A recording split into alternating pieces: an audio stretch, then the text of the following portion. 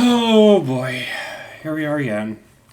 How's it going, everybody? Texas Man here. I hope that you guys are having a much better day than I am because I just finished watching Batman Returns from 1992. Please, if you guys would, give this video a thumbs up if you guys do really enjoy it. Subscribe, of course, if you guys have not already. Also, do me the biggest favor of all, hit that bell notification button. Select all for all notifications so you guys don't miss out on future videos or streams here on the channel. Also, head over to the playlist area, check out all of my playlists, including the Batman Collection playlist. You can find all of my reviews of basically every single Batman film ever, including the Dark Knight trilogy. That'll be out soon after this review is done.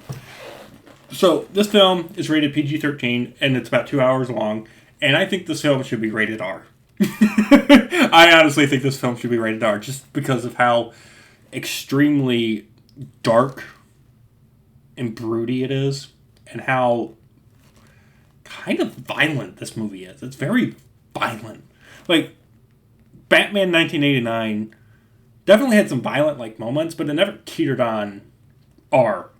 This film, I think, should be rated R. The film, of course, stars Michael Keaton back as Batman. We have Danny DeVito as Penguin, a.k.a. Oswald Cobblepot, and Michelle P. I apologize. Michelle P. as Catwoman. And Catwoman, now I have nothing against the actress whatsoever. I think she's a good actress. But Catwoman as a character fundamentally in this film is the worst.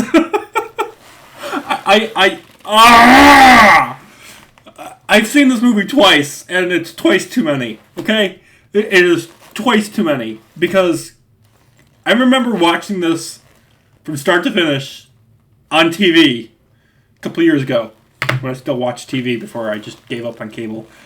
And now I rewatched it for the sake of this video, and I remember why I've never watched it more than now twice.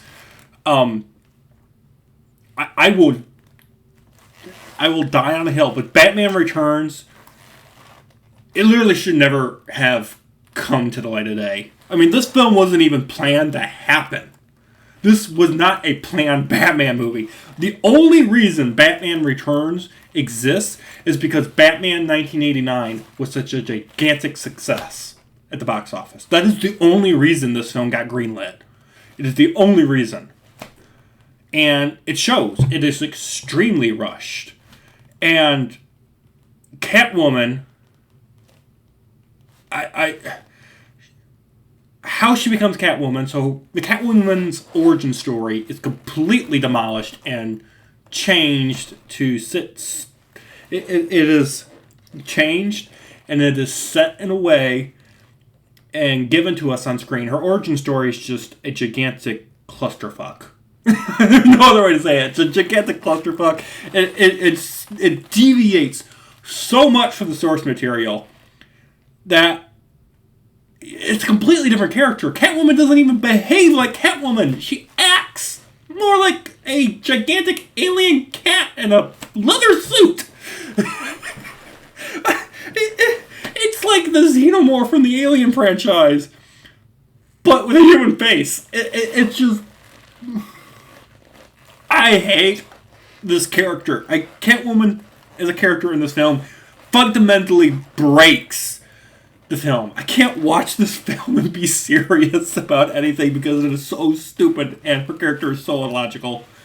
Yeah, Penguin's origin stories and his behavior in the film is off too.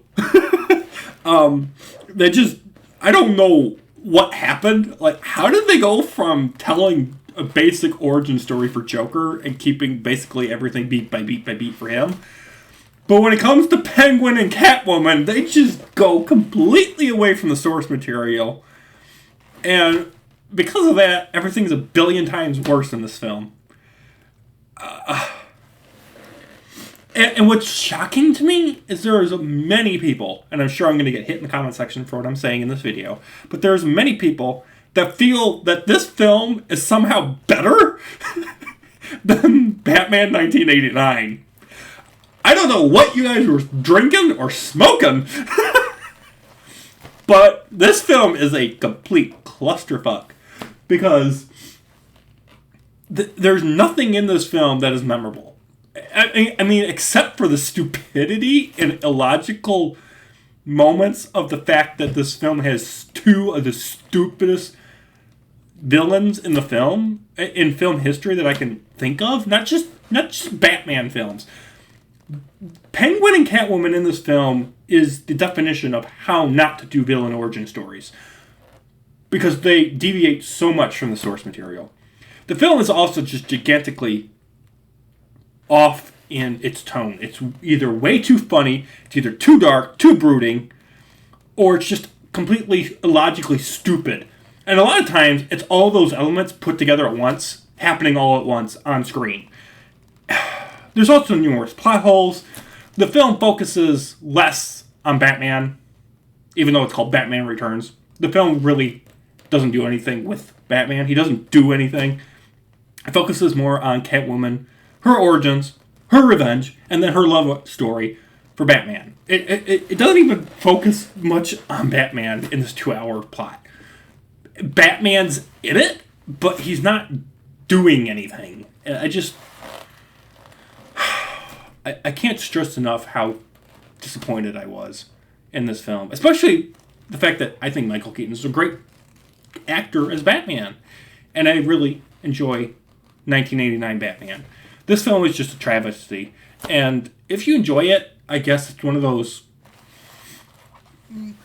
cultural things. I don't know how to describe it, but I feel like you're in this little minority of people that think it's a good film. I can't stand it. I will never understand how people can enjoy this movie. There were several points where I just okay, I have to push through and hope it gets better for the sake of this review, and it never did. And yeah, I have it on Blu-ray, but I will never watch it again. If I do, I will watch it with people to show them this is how you do not set up villain origin stories. This is a perfect example of how you don't do origin stories for supervillains. It's a perfect case for it. So with that, I'm going to give the movie a 1 out of 10. Thank you guys for watching. Have a great day, and I'll see you guys in the next one. Bye, guys.